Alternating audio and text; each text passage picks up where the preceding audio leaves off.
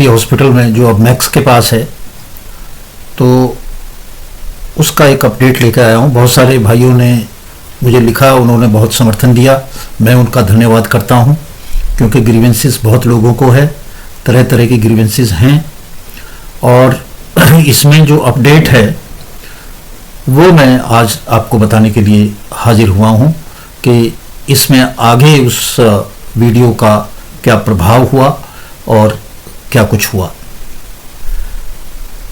इस मैं सीजीएचएस के लोग जिन्होंने मुझसे कांटेक्ट किया इस वीडियो के बाद, तो उसमें मैं बताऊं कि जॉइंट डायरेक्टर डॉक्टर पुष्पेंद्र सरोस, जो जॉइंट डायरेक्टर ग्रीवेंसेस हैं एनसीआर की और आर के पुरम में जिनका ऑफिस है, उन्होंने मुझे कांटेक्ट किया।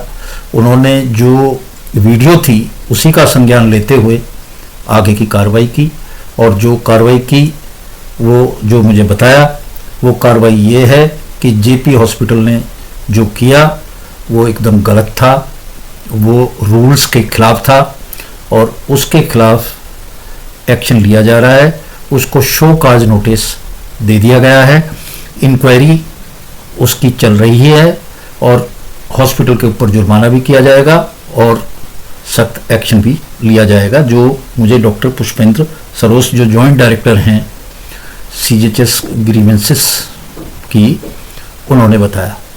मुझसे एडिशनल डायरेक्टर डॉक्टर हन्नाम्मा राव, जो एडिशनल डायरेक्टर हैं हेडक्वार्टर, उन्होंने भी बात की।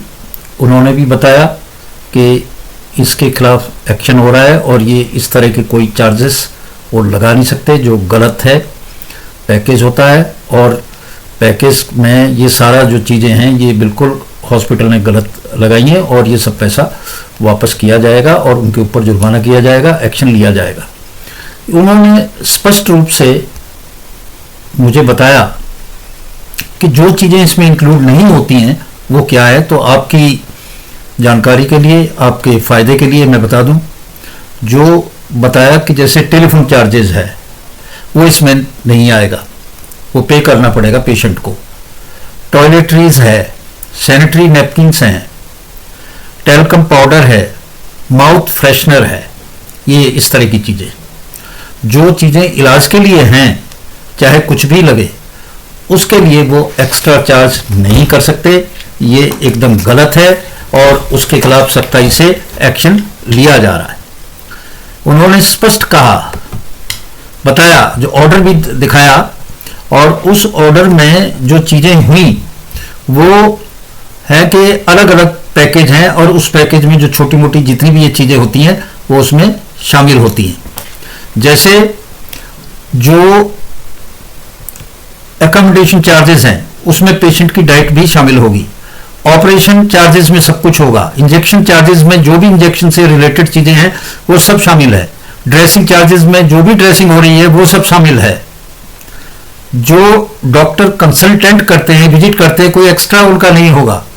आईसीयू सीसीयू में जो भी चार्जेज है वो जो भी लगता है वो सब अलग से चार्ज नहीं होगा।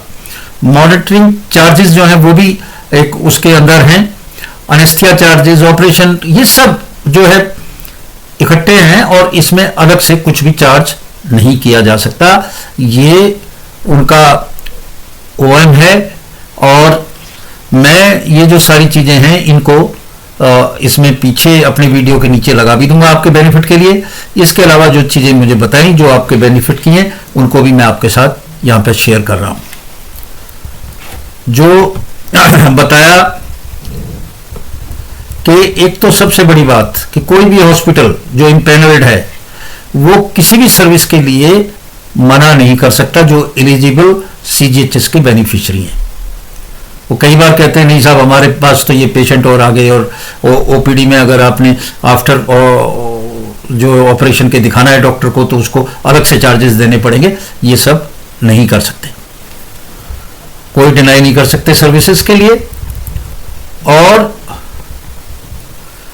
जो अवेलेबिलिटी ऑफ बेड है, जो बार बार कहते हैं कि हमारे पास अब बेड नहीं है, रूम नहीं है, ये है इसका जो है हॉस्पिटल में कितनी बेड हैं और कितनी अवेलेबल हैं, आईसीयू में कितनी बेड हैं, कितनी अवेलेबल हैं, इस चीज का बोर्ड हॉस्पिटल लगाएगी। ये जरूरी है उस हॉस्पिटल के लिए जो सीजीएचएस के पैनल पे है। और एक जो बात जो बहुत शिकायत आ रही थी बार बार, और वो शिकायत थी कि जो इंटाइटलमेंट होता है वो कह देते हैं साहब आपका इंटाइटलमेंट है प्राइवेट रूम का, पर आपको हम सेमी प्राइवेट में एडजस्ट करते हैं और लोगों के साथ में। तो ये एकदम गलत है। उन्होंने स्पष्ट इनका ये जो डायरेक्शन है वो कहती है कि कोई भी लोअर कैटेगरी की अगर इंटाइटलमेंट से लोअर कैटेगरी उससे नीचे कुछ भी दिया जाता है वो एक्सेप्टेबल नहीं है। ये जो बुकलेट इनकी है जिसमें ये सब इंस्ट्रक्शंस हैं, मैं इस वीडियो के नीचे इसमें लगाऊंगा, आप भी इसको पढ़ सकते हैं। इसके अलावा जो एक खास चीज है जो अक्सर वहां गायब मिलती है और हॉस्पिटल में होती नहीं है, वो ये है कि एक बोर्ड होगा और उसमें ये साफ लिखा होगा कि इम्पैनल्ड किसके अंडर है, सीजीएचएस सिटी वो कौन सी है। अब जैसे नोएडा है, दिल्ली है, तो ये दिल्ली एनसीआर के रीजन है, इसके अंडर आता है।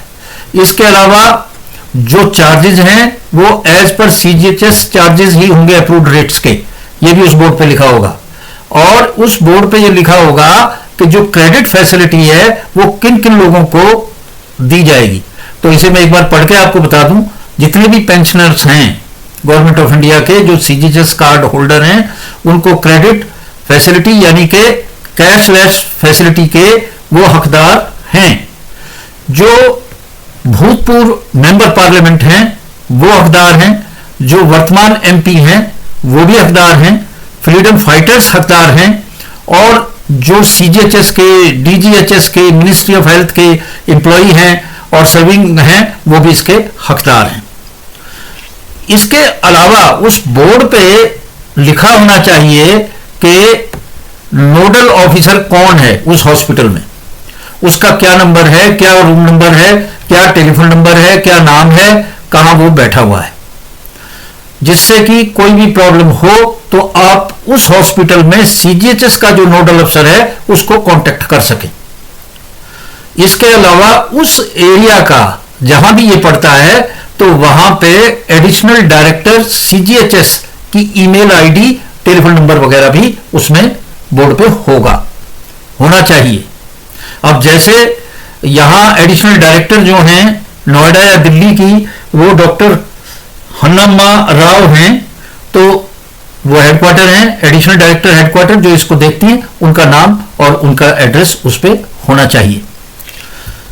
ये बहुत जरूरी है। और नोडल ऑफिसर अगर बदलता है तो हॉस्पिटल की जिम्मेदारी है कि उसको अपडेट रखे, बोर्ड पे भी सही करे और उसके अलावा वो सीजीएचएस को भी इंफॉर्म करे। इसमें एक चीज और भी खास है कि हर एक हॉस्पिटल में रिसेप्शन पे एक हेल्प डेस्क भी होगी सीजीएचएस की। किसी भी व्यक्ति को कोई दिक्कत है तो वो हेल्प डेस्क पे जाके ये कर सकता है। इसके अलावा जो मैं बात कहना चाहता हूं, जो मेरी बात हुई और जो उन्होंने कहा कि उनका जैसे जो ईमेल एड्रेस है, अब दिल्ली एनसीआर के लिए जो ईमेल एड्रेस है डॉक्टर पुष्पिंदर सैरोस जॉइंट डायरेक्टर ग्रीवेंसेस सीजीएचएस का, उनका adhq.dl@cghs.nic.in, इसको भी मैं नीचे लिखूंगा। और जो जेडी हेडक्वार्टर्स हैं, ये जो जॉइंट डायरेक्टर हेडक्वार्टर है जो पहला मैंने बताया वो था उनका डॉक्टर हन्नम्मा राव सीजीएचएस का, और ये नीचे जो grhq.dl@cghs.nic.in, ये दोनों भी मैं नीचे लिखूंगा, आप इनको ईमेल के जरिए भी कांटेक्ट कर सकते हैं। तो दोस्तों, आज मैंने बताया कि जो कार्रवाई की गई थी उस पे सीजीएचएस ने मुझे क्या जवाब दिया और क्या उस पे कार्रवाई हो रही है, तो मेरा फर्ज था कि मैं आपको बताऊं और अब आगे आगे जैसे इसकी प्रोग्रेस होगी वो भी मैं आप लोगों को अवगत कराता रहूंगा, बताता रहूंगा। और ये सब लोगों के बेनिफिट की बात है, सब लोगों ने सहयोग किया, इसके लिए मैं सबका धन्यवाद करता हूं। नमस्कार।